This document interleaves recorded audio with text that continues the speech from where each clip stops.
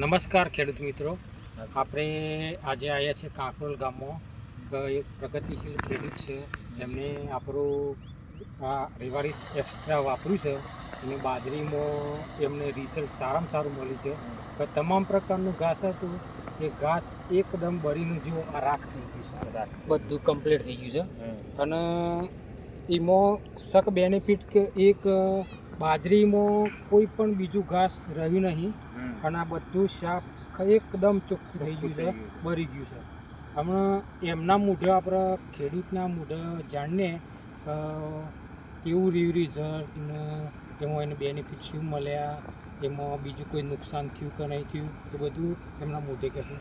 શું નામ તમારું ભાઈ? રાજુભાઈ. હા રાજુભાઈ, તો તમે આ આપણે રેવારીસ એક્સ્ટ્રા વાપર્યું હતું બાજરીમાં, તો રિઝલ્ટ કેવું મળ્યું તમને? સારું મળ્યું હતું સાહેબ. બેસ્ટ હતું. બેસ્ટ. હા, તો તમે કેટલો ડોઝ રાખ્યો તો? 15 લીટર પાણીમાં 70 ml ડોઝ રાખ્યો. હા, તો બીજા પ્રકારનું કોઈ ઘાસ રહ્યું નહીં ને? ના ના કોઈ. અને તે કેવું થવાનું બીજા ખેડૂતોને તમે કહી શકો? કહી શકીએ ને સાહેબ કે આ દવા વાપરો તો સારામાં સારું એમ કે બેસ્ટ રિઝલ્ટ મળે. બેસ્ટ રિઝલ્ટ મળે. હા, તો ખેડૂત મિત્રો તમે જાણી શકો છો કે આપણા જો આ બાજરી કમ્પ્લીટ છે, બાજરીમાં કોઈ નુકસાન નથી અને બેસ્ટ રિઝલ્ટ મળે છે રાજુભાઈને.